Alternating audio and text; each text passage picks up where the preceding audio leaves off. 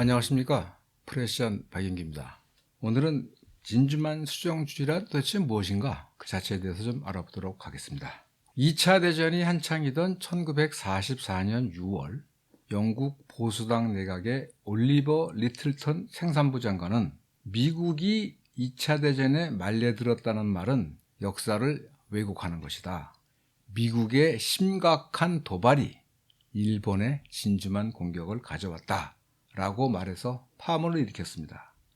미 국무장관이 해명에 나섰고 얼마 후 리틀턴은 미국의 불만을 완화하기 위해서 해명성 성명을 발표해야 했다고 합니다. 이 말씀을 드리는 이유는 이미 그 당시부터 진주만 기습의 진상에 대한 의문이 있었다는 얘기죠. 많은 사람들이 이 진주만 수정주의를 모든 음모론의 어머니라고 얘기하는데 그럴 만한 이유가 있습니다. 미국은 진주만 기습 나흘 후인 1941년 12월 11일 해군의 자체 조사를 시작으로 1995년 국방부 조사까지 무려 10차례 이상의 조사를 벌였지만 미국이 의도적으로 일본의 선제 공격을 방치했다 또는 유도했다라는 진주만 수정주의자들의 주장을 확실하게 잠재울 수는 없었습니다. 진주만 기습의 진실에 관한 논란이 이후 케네디 암살에서 9.11 테러에 이르기까지 모든 음모론의 어머니라고 불리는 이유입니다. 진주만 기습 후 열흘 남짓부터 미 의회는 진상조사를 요구했습니다. 12월 19일 야당인 공화당의 로버트 태프트 상원 원내대표는 아마도 진주만 기습의 책임이 현지 사령관에게만 있는 것은 아닌 것 같다 라고 지적했습니다. 또한 민주당의 톰 코널리 상원의원은 행정부를 지지하면서도 일본 기습 공격의 눈부신 성공, 이거는 거의 믿을 수 없을 정도다 라고 말했고, 공화당의 아서 반덴버그 의원은 하원 해군위원회와 함께 진주만 사태에 대한 전면 조사를 촉구했습니다. 이에 대해 루즈벨트 대통령은 의회가 아니라 자신이 임명한 위원회, 그 위원장은 오웬 로버츠 대법관입니다. 자신이 임명한 위원회에 조사를 맡겼으나 의혹을 해소하기에는 역부족이었습니다. 1942년 1월 24일, 그러니까 한 달 남짓 됐겠죠. 발표된 13,000쪽의 위원회 보고서는 진주만 기습을 방어하지 못한 책임을 전적으로 허즈번드 키멀 제독과 월터 쇼트 장군 등 현지 군사령관의 직무유기 탓으로 돌렸습니다. 루즈벨트, 스팀슨, 마셜 등 정부와 군부 지도자에게는 면죄부를 준 것입니다. 이에 대해 키멀 제독의 전임자였던 제임스 리처드슨 제독은 이제까지 발표된 정부 보고서 중 이처럼 불공정하고 부당하며 부정직한 문서를 본 적이 없다. 조사위원들이 명예를 아는 사람이라면 최대한의 유감과 최대한의 수치를 느껴야 한다 라고 강력 반발했습니다. 그럴 만한 이유가 있습니다. 리처드슨 제독은 1940년 5월, 그러니까 1년 반 전이죠. 미 해군 함대의 본거지를 본토의 샌디에이고에서 하와이 진주만으로 옮긴 데 대해 반대하다 퇴역당한 인물입니다. 그러니까 원래 태평양 함대는 캘리포니아의 샌디에이고에 있었던 것이죠. 태평양 함대는 1940년 연례 합동 훈련을 위해 진주만으로 이동한 이래 샌디에이고로 귀환하지 않았습니다. 루즈벨트 대통령은 5월 15일 태평양 함대의 상당 기간 하와이 체류를 결정했는데 이때는 독일이 네덜란드, 프랑스 등을 공격할 때였습니다. 이후 리처드슨 제독은 7월과 10월 루즈벨트 대통령과 2차례 독대를 하면서 함대의 샌디에이고 귀환을 요청했으나 받아들여지지 않았고 오히려 다음 해 2월, 그러니까 41년 2월 예편당했습니다. 그리고 후임으로 온 사람이 허즈번드 키멀 제독이었습니다. 그리고 태평양 함대의 진주만 이전은 확정됐습니다. 10월 면담에서 리처드슨은 자신이 지난 5개월간 태평양 함대의 진주만 이전에 반대한 이유가 있다. 진주만에는 훈련시설이 부족하고 탄약 및 연료 저장 시설도 부족하고 인양함, 수선함 등 지원 함정도 부족하고 가족과 떨어져 지내는 병사들의 사기가 저하되어 있으며 건조 도크 등 수리 시설도 부족하다라는 5가지 이유를 꼽았습니다. 그러나 현지 사령관의 요청은 받아들여지지 않았습니다. 이에 앞서 7월 8일 리차드슨 제독은 루스벨트 대통령과 백악관에서 오찬을 하고 난 후 그 느낌에 대해서 대통령이 참전하지 않겠다는 공식 발언과는 달리 다가오는 11월 대선에서 3선을 이룰 때까지 영국이 독일의 공격을 버텨낸다면 참전할 각오라는 인상을 받았다라고 말했습니다. 로버츠 위원회의 첫 번째 보고서에 대한 리처드슨 제독의 분노는 아마도 이러한 루즈벨트의 이중 플레이를 향한 것으로 볼 수 있겠습니다. 실제로 루즈벨트 대통령은 1940년 대선 과정에서 해외 전쟁 불참을 대선 공약으로 내세우면서도 측근들에게는 하지만 우리가 공격받으면 우린 싸우게 될걸? 누군가가 우리를 공격하면 그땐 해외 전쟁이 아니지 않은가? 라고 털어놓았다고 합니다. 그는 또 미국 국민은 자국이 공격을 당하기 전에는 유럽 전쟁 참전에 절대 찬성하지 않을 것이라고 말하기도 했습니다. 또한 재무장관 헨리 모겐소는 루즈벨트 대통령은 전쟁 상황으로 떠밀려 들어가길 기다리고 있다라고 적었으며 해럴드 이케스 내무장관도 오랫동안 나는 미국이 참전할 수 있는 최선의 방안은 대일본 전쟁을 통하는 것이라고 생각해왔다. 확실히 우리가 일본과의 전쟁에 돌입한다면 불가피하게 독일과의 전쟁으로 이어질 것이다 라고 기록했습니다. 이른바 뒷문으로 참전하기, 백도어 투 워의 논리입니다. 이처럼 루즈벨트 행정부는 참전의 명분을 잡기 위해 고심하고 있었던 반면 진주만 기습 직전까지 미 국민의 80% 이상은 전쟁 참여에 반대하고 있었습니다. 그러나 진주만 기습 전후 미국 정책 담당자들의 언행을 보면 일본과의 전쟁 돌입을 예상하고 기대했다는 것을 알 수 있습니다. 예컨대 1941년 11월 25일 미국의 최후 통첩을 일본에 보내기 하루 전날 루즈벨트는 미국이 며칠 안에 일본과 총격전을 벌일지도 모른다 라고 말했다고 합니다.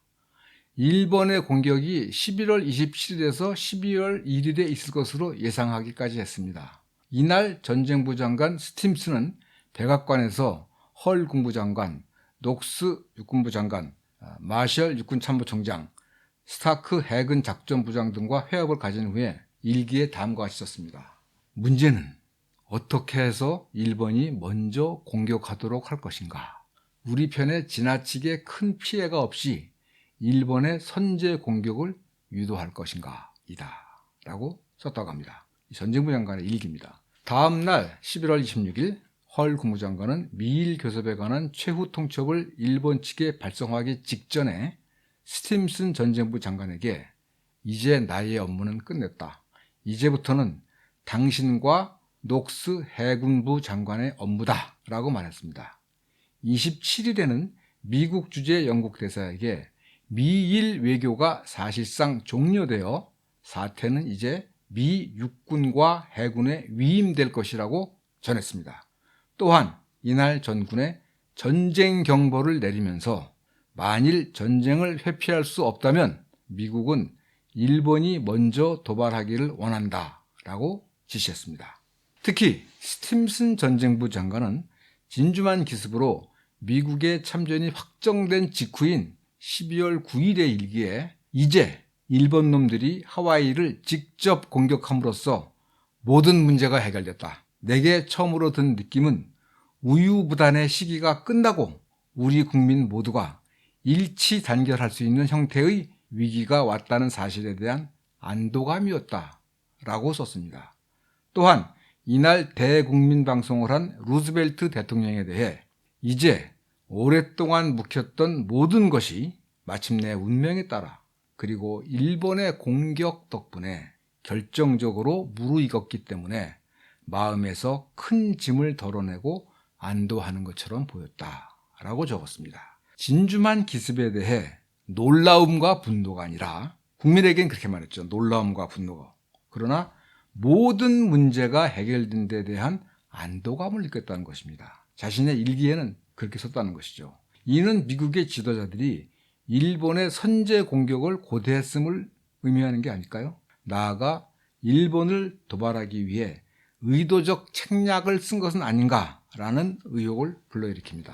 예컨대 조지 마셜 육군 참모총장은 11월 15일 루즈벨트를 대신해서 백악관에서 뉴욕타임즈 등 7개 주요 언론사에 대해서 극비 브리핑을 가졌습니다. 마셜은 이 브리핑에서 며칠 안에 미국이 일본과 전쟁을 벌일지 모른다라고 말했습니다. 그는 우리는 일본에 대한 공격을 계획하고 있다면서 일본 본토에 대한 폭격 계획을 설명했습니다. 마셜 총장은 자신의 전쟁 예측은 일본에서 유출된 정보에 기초하고 있다며 우리는 그들이 알고 있는 것을 알고 있고 그들은 이러한 사실을 모른다. 즉 미국이 일본 측 사정을 알고 있다는 사실을 모른다라고 말했습니다. 나아가서 미일 전쟁이 12월 첫 열흘 안에 발발할 것이라고까지 예언했습니다. 미국이 일본을 공격한다고 극비 브리핑했다는 거죠. 언론사들에 대해서. 미국이 일본에 대한 공격을 계획하고 있다는 이 극비 브리핑의 목적은 무엇인가? 역사가 로버트 스미스 톰슨은 브리핑 내용이 일본에 간접적으로 전달되기를 기대한 것은 아닌가라는 의혹을 제기합니다. 즉 루즈벨트의 대리인으로서 마셜 장군은 누군가가 자신의 발언을 유출시킬 것이라는 것을 분명히 의식하고 언론인들에게 브리핑했다는 것입니다. 그리하여 일본으로 하여금 미국에 공격당하기 전에 차라리 선제 공격에 나서도록 자극한 것은 아닌가 하는 의혹입니다. 또한 기만의 날의 저자인 로버트 스티네트 있죠. 로버트 스티네트는 전쟁 계획을 왜 군사 지도자가 아닌 언론사 대표에게 브리핑했을까에 대해서 두 가지 도덕적 의혹을 제기합니다. 첫째, 언론인 상대로 기자회견을 여는 대신에 감청을 통해 얻은 정보, 즉 12월 초에 미일 전쟁이 일어날 것이라는 정보를 하와이 현지 책임자인 월터 쇼트 중장에게 알려야 했던 거 아닌가. 또한 언론인들도 이러한 정보를 현지의 킴멀 제독과 쇼트 장군에게 알려야 했던 것은 아닐까.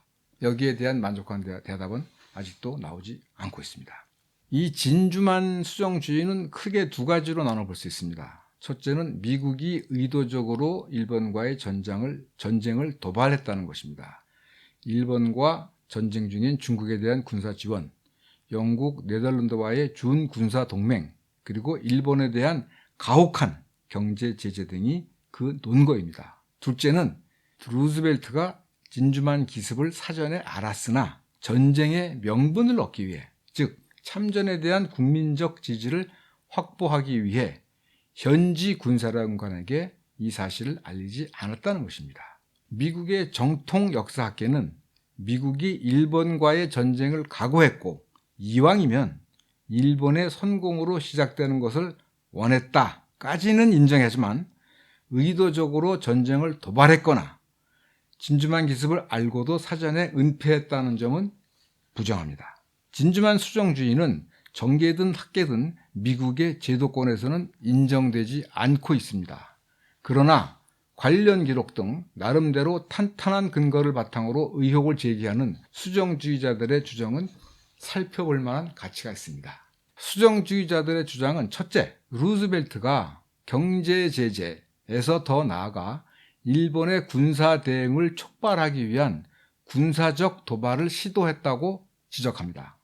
미국 전함을 일본 영해 또는 인근 해역에 파견했다는 것입니다. 루즈벨트는 이들 군함이 이곳저곳에서 출몰할 것이라면서 나는 이들 군함의 출몰로 일본 놈들을 혼란시키길 원한다. 군함 대여섯 척을 잃어서는 안 되겠지만 한두 척 정도 잃는 것은 괜찮다라고 말했다고 합니다. 이에 대해서 킴월 제독은 반대했습니다. 그는 1941년 2월 18일 스타크 해군 작전본부장에게 보낸 전문에서 일은 바람직하지 않은 계획이며 자칫하면 전쟁으로 이어질 수 있다고 우려했습니다. 그러나 루즈벨트는 1941년 3월부터 7월 사이 3차례에 걸쳐 일본 인근 해역에 미국 군함을 보냈습니다.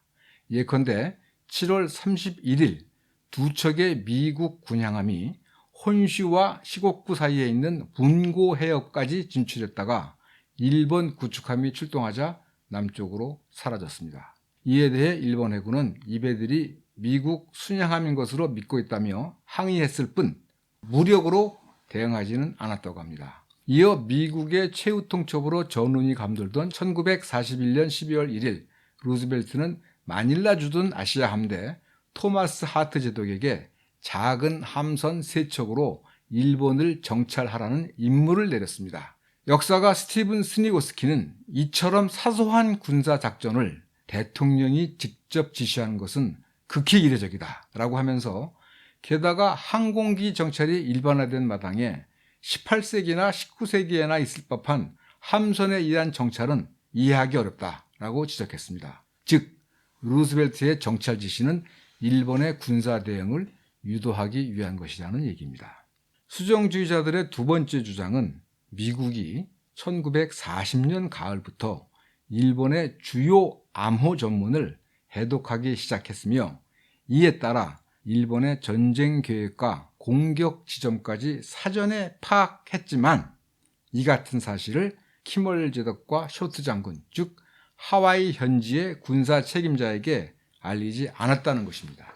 로버트 스티네트에 따르면 미국 정보기관은 1940년 9월 말부터 10월 초에 걸쳐 일본 측 암호 해독에 성공하기 시작했습니다. 일본 외무성 암호 전문인 퍼플은 해독이 완료됐고 29개 코드로 이루어진 해군 암호는 일부 해독에 성공했지만 이 또한 1941년 4월 경에는 완벽한 해독이 가능해졌다고 합니다. 스티네트는 2차 재단 다시 미국 해군 병사 출신으로 전쟁이 끝난 후 오클랜드 트리뷴의 기자로 일하면서 17년간 정보공개법에 따라 20만 건의 관련 문서를 확보하고 암호 해독 요원들과의 인터뷰를 통해 이러한 결론에 이르렀습니다. 그가 확보한 문서에 따르면 로열 인고설 해군 작전본부 부본부장은 1940년 10월 4일 리처드슨 태평양 함대 사령관과 토머스 아시아 함대 사령관에게 보낸 편지에서 일본 주요 함대의 모든 움직임을 예측할 수 있게 됐으며 외무성 전문도 해독할 수 있게 됐다라고 밝혔습니다. 특히 미 해군이 일본 해군 보급함의 암호 코드를 99% 해독할 정도이며 1941년 4월경이면 전함 간 교신을 비롯해 해군 암호 전체를 해독할 수 있을 것으로 전망했습니다. 스티네트에 따르면 루즈벨트는 1941년 1월 30일부터 해독된 일본 해군의 암호 전문을 보고받았습니다. 그러나 이러한 사실은 극소수만이 알고 있는 극비 사항이었다고 합니다. 이에 따라 미 정보기관은 진주만 기습 사흘 전인 1941년 12월 4일 미일 외교 관계의 파기를 의미하는 히가시노 가제, 아메, 이게 동풍, 비라는 뜻입니다. 히가시노 가제 아메라는 핵심 구절을 포착했습니다. 일본 외무성은 전쟁이 초읽기에 들어간 11월 19일 일기예보 형식의 기상 암호 시스템을 도입해 제외 공간들에 일본 정부의 방침을 알렸는데 동풍, 비란 곧 전쟁을 의미하는 것입니다. 또한 미국은 일본의 전함 간 교신의 감청을 통해 항공모함을 비롯한 일본의 공격 함대가 진주만으로 향해 오고 있다는 사실도 파악하고 있었습니다. 그러나 이러한 일본의 군사 움직임은 킴멀 제독 등 하와이 현지 군사령관에게 전달되지 않았습니다. 일례로 킴멀 제독은 진주만 공격 2주일 전 하와이 북부 북태평양 해역에서 일본 항공모함에 대한 수색에 나섰으나 백악관의 지시로 철수해야 했습니다. 그곳은 일본의 공격 함대가 항행하던 곳이었습니다. 한 수정주의 역사가는 당시 킴월 제독과 쇼트 장군에게 외교적 협상에서 일본에게 전쟁 또는 굴복의 양자태계를 강요한 미국의 외교 방침, 수백 통의 일본 암호 해독을 통해 일본의 공격이 임박했다는 사실, 하와이에 있던 일본 첩자와 도쿄와의 비밀 전문 해독을 통해 진주만이 일본 공격의 목표물 이미 드러났다는 사실 등 3가지 종류의 정보가 제공되지 않았다고 지적합니다. 이 때문에 키멀 제독과 쇼트 장군은 이후에 일련의 청문회에서 극도로 불쾌한 기색을 감추지 않았다고 합니다. 이 과정에서 증거 은폐도 있었다고 하는데요. 1944년 미 육군과 해군의 진주만 청문회에서 미 정보기관 감청요원들은 1941년 12월 4일 히가시노 가제, 동풍 B라는 메시지를 해독했다는 사실을 인정했습니다. 44년도에. 그러나 45년, 46년도에 의회 청문회에서는 증언이 번복됩니다. 당국자들은 어떤 기상암호 메시지도 받은 바 없다고 주장했고 암호 해독을 입증할 서류 증거도 발견되지 않았습니다. 그러한 메시지를 본 적이 있다고 증언한 많은 증인들이 이전의 증언들을 철회했습니다. 오직 한 사람, 로렌스 세포드 데이만이 이전의 증언, 즉 미국 정보기관이 기상암호 메시지를 가로채 해독했고 미 정부에 알렸다고 그 증언을 고수했습니다. 스티네트에 따르면 이는 정부의 조직적인 증거 은폐 때문이었습니다. 미 해군은 진주만 기습 나흘 후인 1941년 12월 11일 일본의 외교 및 군사 전문의 감청 내용을 기록한 모든 서류의 파기를 지시했습니다. 그리고 전쟁이 끝나고 2주일 후인 1945년 8월 말에는 진주만 기습 이전의 모든 감청 내용을 극비, 탑 시크릿으로 분류했습니다. 일반 공개를 차단한 것이죠. 1945-46년에 의회 청문회에서는 일본의 외교 전문만 공개했고 해군 교신 내용은 공개하지 않았습니다. 그런데 메릴랜드주 첼트넘의 해군 통신기지에서 감청요원으로 근무했던 랠프 브릭스 선임 준위는 1977년 해군 보안국 인터뷰에서 히가시노 가제, 아메, 동풍 B라는 핵심 메시지를 포착했다고 인정하면서 그러나 상부로부터 1946년 상하 양원 합동위원회에서 그 문제에 대해 증언하지 말 것. 나아가 로렌스 셰퍼드, 아까 말한 그 기상암호를 해독했다고 그 증언을 인정했던 로렌스 셰퍼드 대위와의 어떤 접촉도 중지하라는 장관의 지시를 받았다고 밝혔습니다. 이 같은 사실을 밝혀낸 논픽션 작가 존 톨랜드는 다음과 같이 말했습니다. 세포드 자신을 제외한다면 그 문제에 가장 관련이 깊은 사람은 아마도 선임주의였던 랠프 브릭스일 것이다. 왜냐하면 그는 1941년 12월 초에 기상암호를 받은 사실을 분명하게 기억하고 있었기 때문이다.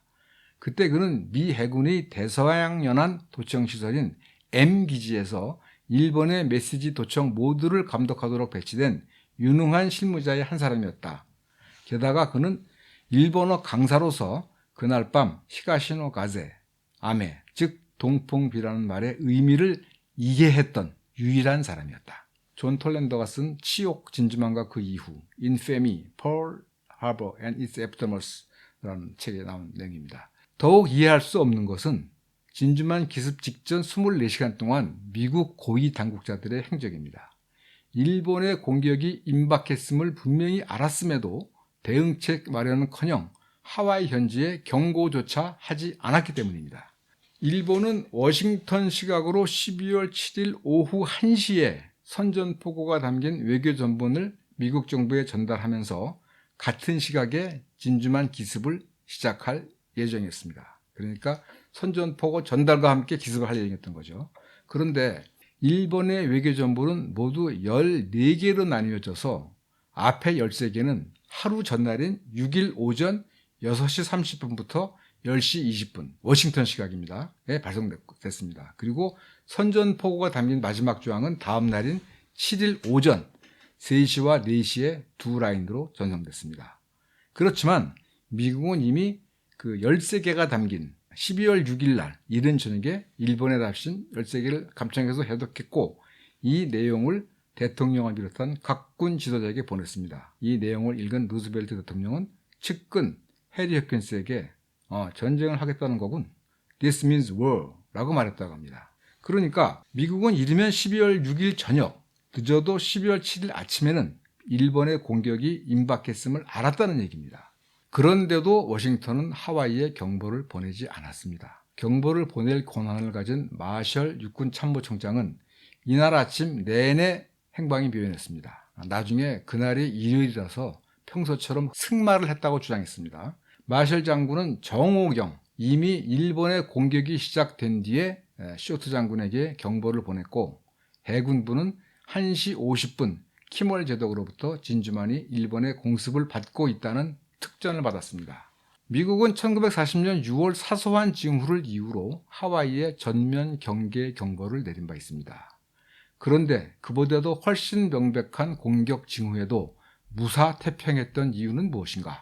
게다가 12월 6일에서 7일에 이르는 동안 루즈벨트를 비롯해 스팀슨, 녹스, 마셜 등 고위 지도자들의 행적은 제대로 밝혀지지 않았습니다. 이후 수많은 조사에서 이들은 당시 행적에 대해 기억이 나지 않는다라는 말로 사태를 얼버무리려 했습니다. 그토록 중요한 순간의 행적이 기억이 나지 않는다니 존 톨랜드는 다음과 같이 말합니다. 일본 측 메시지를 읽고 난 후 전쟁을 하겠다는 거군 이라고 말한 대통령이 즉각 전쟁부와 해군부 장관을 비롯해 육군 해군 지휘관을 소집하지 않는다는 게 말이 되나? 프랭크 녹스 해군부 장관의 절친한 친구인 제임스 스탈만은 1973년 캠프 톨리 제독에게 보낸 편지에서 다음과 같이 썼다. 녹스 장관이 1941년 12월 6일 밤 백악관에서 대통령을 비롯해 스팀슨 전쟁부 장관, 육군과 해군의 주요 지휘관인 마셜 장군과 스타크 제독, 그리고 대통령의 최측근 해리 홉킨스와 함께 있었다는 말을 녹스 본인으로부터 직접 들었다고. 이들 모두는 곧 다가올 사태, 그들이 이미 예견했던 그 무엇을 기다리고 있었다. 그것은 진주만 기습이었다. 이러한 수정주의자들의 주장에 대해 제도권 또는 정통학계는 다음 두 가지 이유를 들어서 반박합니다. 첫째, 미국이 일본 측 암호를 해독할 수 있게 된 것은 1942년 봄부터다. 즉, 스티니트가 주장한 1940년 10월보다 1년 6개월 늦은 시점입니다. 따라서 신주만 기습을 알 수 없었다. 사전에. 그러므로 은폐의 여지도 없다. 둘째, 설사 일부 암호 해독이 가능했다 하더라도 핵심 메시지는 수많은 정보의 홍수 속에 파묻혀 있었다. 감청위원회에서 정보 책임자 군지휘관 대통령이 이르는 명령 개통에서 일본의 진주만 기습을 일본의 명백한 의도로 파악하기가 어려웠다라는 얘기입니다. 9.11 테러 직전에 수많은 테러 징후에도 불구하고 세계 무역센터 공격을 예견하지 못한 것과 같은 선의의 정보 실패다라고 보는 것이 온당하다라는 것입니다. 실제로 역사학자 리처드 번스타인은 1999년에 발견된 그 스티네트의 기만의 날, 그 책에 대해서 뉴욕타임스 서평을 통해 엄청나게 많은 문서 증거가 제시돼서 그것이 인상적이긴 하지만 결정적인 한 방이 없었다. 이른바 스모킹건이 없다라고 일축했습니다. 이에 대해서 스티네트는 2000년 5월, 책이 나온 다음이죠. 미국이 일본의 진주만 공격에 대해 사전에 알고 있었다는 사실을 추가로 확인시켜주는 4,000건 이상의 통신 정보 서류들을 발굴했으며, 이 서류들은 진주만에 관한 가장 논쟁적인 두 가지 쟁점을 해결하는 데 도움이 될 것들이라고 말했습니다. 그는 이 서류들을 통해 다음과 같은 두 가지 주장에 대해서 반박했습니다. 첫째, 미국의 무선 암호 해독자들이 일본의 해군 암호를 해독하는 데 실패했다는 설과, 둘째, 실제로 암호가 성공적으로 해독되고 번역되었다 하더라도 진주만으로 항해하는 일본 전함들이 자체간 무선 교신을 자제했기 때문에 진주만이 공격 목표임을 알 수 없었다는 것이다. 여기에 대해서 스티네트는 새로운 서류로 인해 이 두 주장은 허물어진다. 2000년 정보공개법에 따라 기밀 해제된 서류들이 압도적으로 보여주는 것은 일본의 해군력이 하와이를 향하고 있던 1941년 11월 말에 미국의 무선 암호 해독자들은 일본 해군의 주요 암호를 해독했고, 일본의 최고위 제독들이 일본 해군 전파로 교신했으며 1년의 전파 메시지에서 진주만이 공격 목표라는 점을 밝혔다는 점이다. 미국의 대중과 의회에 거의 60년 동안 접근이 허용되지 않았던 이 문서들은 진실을 명명백백하게 보여주고 있다. 일본의 고위 해군 제독들은 북태평양을 횡단해 진주만으로 가는 동안 무선 통신을 주고받았기 때문에 그것을 추적한 미군 측에 엄청난 정보를 제공하는 결과를 가져왔다. 미군의 무선 암호 해독자들은 1941년 11월 말 12월 초에 잠들고 있지 않았다. 다른 정황 증거들도 있습니다. 예를 들면 당시 에드거 후보 연방수사국 FBI 국장은 진주만의 공격 대상에 대한 정보 수집 활동을 벌이고 있던 일본 영사 기타 나고아와 일본 스파이 모리무라 타다시를 밀착 감시했고 이들을 체포하려 했지만 루즈벨트 대통령이 막았다고 합니다. 당시 아돌프 벌 국무부 차관보는 그들을 어떤 혐의로 추방하든 일단 추방하게 되면 미국이 일본 암호를 해독하는 데 성공했다는 사실이 바깥 세계에 알려질 것이기 때문에 추방은 불가능하다라며 이들의 체포를 저지했다고 합니다. 스티네트는 FBI의 고위 관리들은 1941년 12월 7일 이전에 모리무라 타다시의 활동에 대해 알지 못했다고 50년 이상 주장해 왔지만 이 같은 부인은 진주만의 진실에 대한 또 하나의 커다란 은폐 공작이라고 주장합니다. 한편 당시 해군 정보 책임자였던 알란 커크 대령은 1941년 10월 그러니까 기습입기 한 달 전, 한 두 달쯤 전쯤 됐겠죠. 1941년 10월 하와이 현지 군사 책임자에게 일본의 공격 가능성에 대한 경고를 해야 한다고 고집하다가 전보됐다고 합니다. 마지막으로 1941년 11월 하와이의 적십자사 책임자인 돈 스미스는 루스벨트 대통령으로부터 일본이 곧 하와이를 공격할 때니 비밀리에 대비하라. 그러나 하와이 군 지휘관들에게는 알리지 말라라는 지시를 받았다는 증언이 있습니다. 이는 1995년 키멀과 쇼트 장군의 직무유기에 대한 국방부의 재조사 과정에서 돈 스미스의 딸인 헬런 해먼이 클린턴 대통령에게 보낸 편지에서 밝힌 내용입니다. 이제 결론을 내려야 될 것 같습니다. 진주만 기습으로 미국인 2,355명이 전사하고 1,143명이 부상했습니다. 민간인 사명은 68명, 부상은 35명입니다. 이 기습 공격으로 미국은 전격적으로 2차 대전에 뛰어들었으며 그 결과 독일, 일본 등 군국주의 세력을 물리치고 세계의 평화를 회복했습니다. 미국의 참전이 있었기에 식민지 조선의 해방도 가능했습니다. 따라서 미국의 참전 자체가 문제시될 이유는 없습니다. 당시의 세계 정세에서 미국의 참전은 불가피했다고 볼 수 있습니다. 또한 만주 중국 침략 등을 통해 동아시아를 무력으로 지배하려 했던 일본의 시도는 전쟁을 통해서라도 저지되어야 마땅했습니다. 그러나 참전에 이르는 과정에서 미국 정부의 모종의 공작이 있었다면 이는 전쟁의 정당성과 관련해 중대한 문제가 될 수밖에 없습니다. 수정주의 역사가 스티븐 스니고스키는 평화를 지향하던 미국이 일본의 불의의 일격으로 어쩔 수 없이 참전했다는 인식은 2차 대전은 좋은 전쟁이라는 미국인의 인식을 형성하는 데 매우 중요한 역할을 했다고 지적합니다. 그러면서 이러한 인식 때문에 미후 미국의 세계 경영에서 군사력이 핵심적 역할을 하게 만드는 원인이 된다고 말합니다. 바로 이 때문에 미국의 제도권은 진주만의 진실에 대한 수정주의적 인식을 결단코 인정할 수 없다는 것이죠.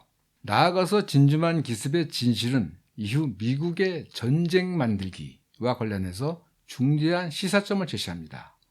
베트남 전쟁과 2003년 이라크 침공이 바로 거짓말에 의해서 시작됐기 때문입니다.